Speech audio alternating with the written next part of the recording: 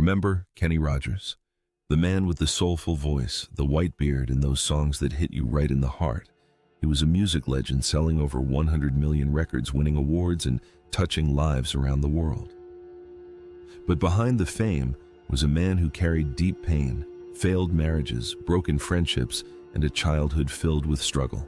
Kenny's life wasn't always as smooth as his voice, and in his final days, he quietly battled illness far from the spotlight. Join us as we look back at Kenny Rogers' unforgettable journey and the heartbreaking way his story came to a close. A tough beginning in Houston. Kenny Rogers was born on August 21, 1938 in Houston, Texas. He was the fourth of 8 children. His mother, Lucille, worked as a nurse's assistant. His father, Edward, was a carpenter. Kenny once said they were broke. They lived in a government housing project meant for white families, which had replaced homes of families of color. Times were hard, but they survived. Kenny went to Wharton Elementary, George Washington Junior High, and later finished from Jefferson Davis High School in 1956. That was a big deal because, as he said on the Phil Donahue Show, "I was the first person in my family as far back as we know to graduate from high school." He worked odd jobs while growing up. He swept floors in a hat shop for just $9 a week. He also worked as a busboy at the Rice Hotel. In 1949, he even won a talent show at the Texan Theater. That was one of the first signs that music might take him somewhere. But growing up, Kenny faced real hunger. He said, "I don't think I was ever really hungry. I always had food to eat." But there's no question that our family was nutritionally deprived at times. We'd eat peanut butter sandwiches because that's all there was. Even then, Kenny didn't complain. He believed many kids around him were living the same way.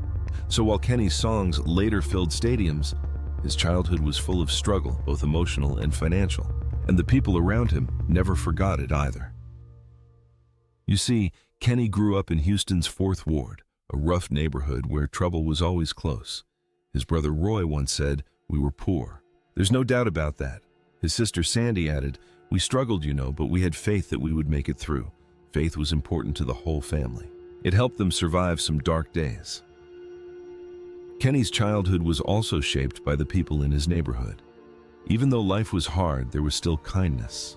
Years later, when Kenny became famous, he didn't forget those who helped him. In the 1970s, he found out that a former neighbor was struggling and couldn't afford to fix her car. She needed $600. Kenny didn't just help, he changed her life. He sent her $20,000 and a note that read, "Thank you for helping me pay my rent years ago." It wasn't just about the money, it was about remembering where he came from. Kenny never acted like he was better than anyone, and that's what made fans love him even more. His deep friendship with Dolly Parton also came from that shared pain. Both had tough upbringings, but instead of letting it break them, they turned it into something powerful. Dolly and Kenny were close for decades. Some thought they were more than friends. But Kenny always said they were just two people who understood each other deeply because they both knew what it meant to struggle. The father he couldn't understand. Kenny's childhood wasn't just marked by poverty. His father, Edward, struggled with alcohol. In his 2012 book, Luck or Something Like It, Kenny spoke openly about it. He shared that he never touched alcohol himself, not because he didn't want to, but because he was scared he'd become like his father. He believed addiction might run in the family. That fear kept him away from drinking for his entire life. But even with all his success, there was one thing that haunted Kenny. He said, "I never really got to know why my dad drank. He was an alcoholic." But during that time, post-World War II, a lot of people were unemployed and ended up drinking. He couldn't really support his family. And I think it just broke him down. It breaks my heart that I didn't know that before he passed away. That regret stayed with him. But instead of letting it destroy him, Kenny used it to help others. He picked up photography, something to keep him busy in between tours, and used his experience to understand people dealing with addiction. He didn't judge them. He had seen it too closely to do that.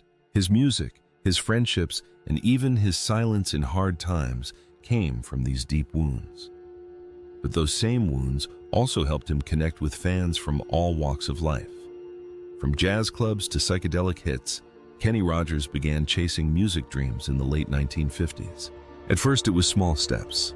His solo song, That Crazy Feeling, got some attention in 1957. But when the buzz faded, Kenny didn't give up. Instead, he joined a jazz group called the Bobby Doyle Three. They had loyal fans and often played at clubs. The group even got a deal with Columbia Records. Still, it didn't last forever. They broke up in 1965. After that, Kenny tried again. He recorded a solo song called Here's That Rainy Day with Mercury Records in 1966. But it didn't do well either. During this time, he also worked behind the scenes, writing, producing, and playing music for other artists like Mickey Gilley and Eddie Arnold. In 1966, Kenny took another shot at fame.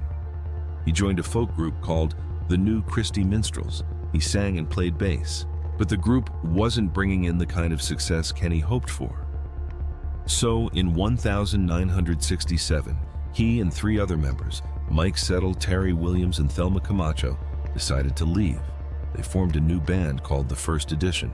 Later, Ken Vassie joined them. That group brought Kenny his first real breakthrough. Their hit Just Dropped In. To See What Condition My Condition Was In became popular. The song had a wild, psychedelic sound, and Kenny's deep voice made it unforgettable. It even appeared years later in the movie The Big Lebowski. But this was just the beginning. After success with The First Edition, Kenny slowly became the face of the band. With songs like Ruby Don't Take Your Love to Town and Reuben James, they started leaning more toward country music. But in 1975 or 1976, the group broke up. Kenny decided it was time to go solo again. This wasn't an easy step. He was already in his late 30s, and that became a problem. As he shared with Rolling Stone, record labels kept turning him down. They said he's too old for country music. That rejection hurt, but Kenny didn't let it stop him. He stayed focused. At one point, he was performing at a small lounge in Las Vegas with only 600 seats. That's when Steve Wynn, who had booked him, told Kenny something shocking. He said he would fire him, not because he wasn't good, but because Kenny had the talent to go much further. He wanted Kenny to chase bigger dreams. Kenny finally got his big solo break thanks to producer Larry Butler. Together, they made the song Lucille. It became a massive hit. Kenny even won a Grammy for it. He didn't forget the people who helped him. He thanked Butler during his Grammy speech, knowing that without him, he might never have made it. This win opened the door to even more hits, and Kenny never looked back. The voice that crossed every line. After Lucille, Kenny Rogers became a giant in both country and pop music. He had more than 60 top 40 hits. His songs Lady and Islands in the Stream both hit #1. The second was a duet with Dolly Parton, and it became one of the most loved songs of all time. His 1978 hit The Gambler became his signature song. It won him another Grammy and became so popular that it led to a whole series of TV movies. Kenny played the title role in Kenny Rogers as The Gambler, which earned an Emmy nomination. Fans couldn't get enough of the character, and the song's message stuck with people for life. Kenny's albums The Gambler and Kenny were even included in a list of the 200 most influential country albums ever. And in 1,986 fans voted him favorite singer of all time in a poll by USA Today and People magazines. But music wasn't his only talent. He acted in films and TV. He starred in the movie Six Pack: The McShane series and other shows. He also became a businessman. He co-founded Kenny Rogers Roasters, a restaurant chain, with former KFC CEO John Y. Brown Jr. The U.S. locations closed, but the chain remained popular in Asia. Kenny kept making music too. In 2006, he released the album Water and Bridges. The song I Can't Unlove You did well on the charts. The album itself hit the top 5 in country sales and even reached the top 15 on the Billboard 200. Even in his later years, Kenny stayed busy. He kept touring until 2017, when he finally retired after a career that spanned more than 60 years. From rock and roll to jazz, from country to pop. Kenny Rogers did it all, and he did it with heart. But behind the bright lights and applause, Kenny also faced heartbreak. One of the most painful moments of his life came when he lost someone very close to him, someone who had stood beside him through it all. The day Kenny lost a dear friend. Kenny Rogers and Dottie West were more than just musical partners. They were close friends in real life. Together, they made hit songs like Every Time Two Fools Collide and Anyone Who Isn't Me Tonight. Fans loved their chemistry on stage, but offstage they shared a strong bond. Dottie went through hard times in the early 1990s. After facing a divorce and then bankruptcy, she was trying to rebuild her life and career.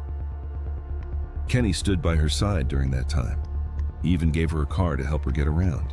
She was driving that same car on August 31, St. 1991, while heading to the Grand Ole Opry, but something went wrong. Her car broke down. In a hurry to get to the show, Dottie called a neighbor for help. He picked her up, but while rushing to the venue, he lost control and crashed into a freeway divider. Dottie was badly hurt. She had serious internal injuries and went through several surgeries. Sadly, she didn't survive. She passed away just days after the crash. Kenny never forgot her. In a 2014 interview with Rolling Stone, he said one of his biggest goals was to see Dottie West honored properly for her music. He wanted her in the Country Music Hall of Fame. 4 years later, in 2018, that dream finally came true. She was inducted. Kenny posted a heartfelt message on Facebook congratulating my friend, the late, very great Dottie West. It was his way of saying goodbye and making sure the world remembered her. But loss wasn't the only struggle Kenny faced in the later part of his life, fighting for what he earned. Even after decades of making hit songs, Kenny Rogers had to fight for money that was rightfully his. In 2012, he took Capitol Records to court. The issue was that Kenny believed the company owed him money from digital music sales downloads of his own songs. Back then, music was being sold online through platforms like iTunes. Kenny, along with other artists, argued that they were supposed to receive 50% of the profits made from those digital sales, but that wasn't happening. Kenny said Capitol Records had not paid him what they owed. He claimed the company had shorted him by about $400,000 from digital downloads. This wasn't just his fight. Other big names like the Allman Brothers, Rob Zombie and Sister Sledge also filed lawsuits for the same reason. Together, their cases showed a big problem in the music industry. Experts said artists were missing out on billions of dollars. That's money they had worked for and deserved. Even in 2020, the issue wasn't fully fixed. A UK law expert said that while streaming companies made over $1 billion in just 1 year, 8 out of 10 artists were getting paid less than $250 a year. Kenny's court battle proved that even legends have to fight to be treated fairly. Speaking of which, away from the stage and the spotlight, Kenny Rogers found peace in a quiet corner of Georgia. At his estate in Colbert, known as Beaver Dam Farms, he had a very special pet, a goat named Smitty. Kenny got Smitty from a friend in 2008, and it wasn't just a fun addition to the farm. This goat became something much more personal. Kenny once said Smitty was his center. The little goat helped him stay calm, especially after long and exhausting tours. For a man used to bright lights and loud applause, this small animal gave him something grounding. After years of performing, that kind of calm became more important than ever. But while Smitty brought comfort in Kenny's later years, there were many parts of his personal life that didn't come so easy. Love, regret, and 5 marriages. Kenny Rogers was married 5 times and had 5 children. His first marriage was to Janice Gordon in 1958, and they had a daughter named Carol Lynn. That marriage ended in 1960. Just months later, Kenny married his second wife, Jean, but that too ended quickly by 1963. In 1964, he married Margot Anderson, and they had 1 child before divorcing in 1975. His 4th marriage was to actress Marianne Gordon. That relationship lasted longer. They married in 1977 and had a son, Christopher. But by 1993, that marriage also ended. Kenny's 5th and final marriage was to Wanda Miller in 1997. Together, they had twin sons and remained married until his death. in his 2012 autobiography, Luck or Something Like It. Kenny opened up about his failed marriages. He didn't make excuses. He said, "When I became driven and selfish, I was so intent to follow my life that it cost me." He also said, "Every woman I married, I really loved when I married her, and I don't blame them for the marriage falling apart. I blame myself and my chosen field of music." His marriage with Marianne Gordon ended on a sad note. She once said that even though Kenny was fully focused on her, something inside him was unsettled. He felt like his career was slipping. He felt this craving, this longing. He said he felt like he was having a midlife crisis, she told Closer Weekly. Their divorce was not just emotional, it came with a financial cost. Marianne reportedly received around $60 million in the settlement. Despite these heartbreaks, Kenny found lasting love with Wanda. But their relationship also came with public questions. An older father, a different kind of regret. When Kenny married Wanda Miller, she was 28 years younger than him. Her parents were just 2 years younger than Kenny himself. Naturally, they didn't approve of the relationship at first, but over time things changed. Kenny said, "She is truly my soulmate," and remained grateful that she was the mother of his twin boys. By the time he retired in 2015, Kenny was 77 years old and his sons were just 11. It was a hard decision to step away from the spotlight, but his health and his family made the choice clear. He told the Tennessean that his mobility was getting worse and that he wanted to spend more time with his kids. Kenny also shared that at first, he and Wanda had agreed not to have children, but when she turned 31, she changed her mind. Kenny said he agreed because he didn't want her to regret the relationship or the life they had built together. But deep inside, he was worried about one thing, age. Someone will be talking about his or her child going to college. And it breaks my heart, he said. That was the reason I didn't want children again, because I knew I wouldn't be there at the prime of their lives. Kenny had more children from his past marriages, and he carried regrets there too. He once said that raising his twin boys was the thing he was best at, but with his older children, he felt he had missed too much. His daughter Carol Lynn was born when he was just 19. He married her mother after finding out she was pregnant, but after the divorce, he chose to step back so he wouldn't disrupt her bond with her stepfather. He also had a difficult relationship with his son, Kenny Rogers Jr., from his third marriage. With Christopher, his son from Marianne, things were better. Even after the divorce, Kenny promised to always be his father, even if they didn't get to see each other often. One story explains it all. Kenny said, "I have 2 older boys and I didn't get to spend this time with them, and I resent it." He talked about watching his younger boys play football and how happy they were to have him there. That's the kind of thing that, as a parent, you want to be part of as much as you can. Still, not all of Kenny's decisions worked out the way he had hoped, a business dream that didn't last. In 1991, Kenny tried something new. He stepped into the restaurant world. Alongside the former CEO of KFC, he launched Kenny Rogers Roasters. The idea was simple: offer rotisserie chicken and corn muffins as a healthier alternative to fried food. It sounded like a good plan. In fact, the chain even got a shout-out on the hit show Seinfeld, but things didn't go as planned. Just 1 year after the launch, the business faced a huge problem, a $10 million lawsuit. Another company claimed the idea had been copied. Kenny's brand ended up buying out the smaller company, but by that time, other fast food competitors had already moved in. The pressure was too much. The business couldn't keep up, and eventually, Kenny Rogers Roasters went bankrupt in 1998. Kenny walked away and distanced himself from the brand. Still, the restaurants didn't completely vanish. Even today, there are around 200 locations, but they're not in the US. They're in Southeast Asia. So while Kenny was known worldwide for his voice, not all his ventures outside of music brought success.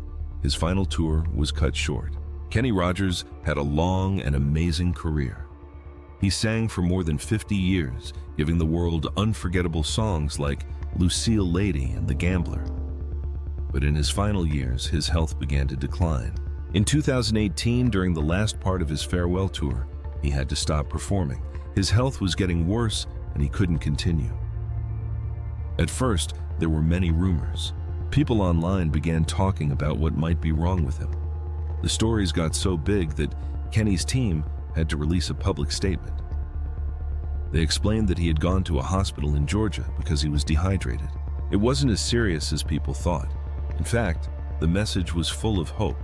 One line in the statement read, "He plans on sticking around through the years to come." But that hope didn't last. Just 10 months later, on March 28, 2020, Kenny Rogers passed away. He was 81 years old. His family said he died peacefully at home under hospice care, surrounded by loved ones. His wife, Wanda Miller, and his 5 children were by his side. The family released a statement the next day saying the Rogers family is sad to announce that Kenny Rogers passed away last night at 10:25 p.m. Rogers passed away peacefully at home from natural causes. Because of the pandemic emergency at the time, the family couldn't hold a big public funeral. Instead, they said they would plan a small private service and hope to celebrate Kenny's life with his fans later. Even though he was gone, his music and legacy continued, and so did the love from his family, a sister's stories and sweet memories. After Kenny's passing, his sister Sandy Rogers spoke out. She couldn't believe he was really gone. To honor him, she helped make a special 2-hour documentary on A.A. Andy titled Biography Kenny Rogers. It was filmed before he died and showed rare footage from his 2017 farewell concerts. The show also featured interviews with people who knew him best, including Dolly Parton. When Sandy was asked why she agreed to be part of the documentary, she said, "I would do anything for him. He has done so much for me personally and my family." She said their family was raised to help one another, so she didn't think twice. Sandy and her twin brother were much younger than Kenny, so they didn't get to grow up very closely with him, but they had some funny memories. She recalled, "I just remember him going to the kitchen, getting a jug of milk and drinking out of it." She laughed. They got to know him better during their spring break visits to Las Vegas. Kenny would invite them over, and they'd get to see him not just as a singer, but as a brother. One of her favorite memories was going to his concert at Sam Houston State University. Kenny arranged for a Greyhound bus to pick them up from their house. Sandy was in junior high at the time. She remembered how amazed she was at the crowd. "We knew he could sing, but we had no idea how just so many people would come to hear him," she said. At the end of that concert, something funny happened. When Kenny was bowing to the audience, their father walked onto the stage and started bowing too. Kenny had to tell him, "Dad, this is my show." Sandy said it was one of those moments they always laughed about later. There was another sweet memory too, when Kenny let Sandy and her twin do background vocals in one of his recording sessions. "We were even suggesting how to make the song better," she joked. Kenny laughed and told them, "I can't believe you've only been in here for 30 minutes and you're already asking for royalties." It became an inside joke between them for years. Family fame and the people who meant the most. Sandy said that Kenny's success opened many doors for their family. They got to travel, meet famous people, and visit places they never dreamed of, all because of him. She shared one story about how Dottie West, Kenny's longtime friend and music partner, would visit their mom in the country. Mama loved her and would take her fishing, she said, but Dottie always showed up wearing high heels. Mama used to say, "You can't do that. You need to put on other shoes." Only Dottie, she laughed, would wear heels to go fishing. Sandy also talked about Kenny's most famous song, "The Gambler." She thought it was a fun and powerful tune. She shared that a disc jockey once said, "I have never known a singer who could take one song and make 5 movies out of it." But her favorite story was about Lucille. Their mom's name was Lucille. And when Kenny first played the song for Sandy, she said, "Oh, that doesn't sound right to me. I don't think you'll do good with that." Later, the song made $20 million. Sandy laughed and said, "So here I am eating crow." Toward the end, Kenny often talked about retiring. He would say, "I'm going to retire next year." But when the year came, he didn't stop. Sandy believed he didn't want to retire. He just knew he should. He wanted to spend time with Wanda and their boys. During the A&E filming, Sandy said he was still doing well. He even joked with her about her new hair color, saying, "Why didn't you do it before?" Even in his final days, Kenny remained kind, thoughtful, and funny. A family's tribute to the man behind the music. 1 year after Kenny Rogers passed away, his family shared an emotional message with fans. On March 20th, 2021, they posted a statement on social media signed by the Rogers family and Team KR. They thanked everyone for their support during a difficult year without him. It's so hard to believe it's been a year since Kenny left us, the message began. They admitted that some days were harder than others, but the love and kind words from fans helped them get through. It means so much to us, they added. They said the memories of Kenny had brought both tears and laughter. His presence was still felt deeply. We know we will never stop missing him and will forever celebrate the person he was and his extraordinary musical legacy. They ended the message with hope, saying, "We can all take some comfort in knowing the music lives on." Then they added the hashtag #SweetMusicMan. That same year, the 2021 Grammy Awards also honored Kenny. During the In Memoriam segment, Lionel Richie paid tribute by singing "Lady," the ballad he had written for his close friend. Other artists like Bruno Mars, Anderson .Paak, and Brandi Carlile also performed to honor the many music legends who had passed. After Kenny's death in 2020, Richie had shared old photos of their time together on stage. He wrote, "Today, I lost one of my closest friends. So much laughter, so many adventures to remember. My heart is broken." What do you think about Kenny Rogers' journey? Which Kenny Rogers song holds a special place in your heart, and why? Share your thoughts in the comments below. And don't forget to hit like, subscribe, and stay tuned for more incredible stories from Hollywood's fascinating history. See you next time.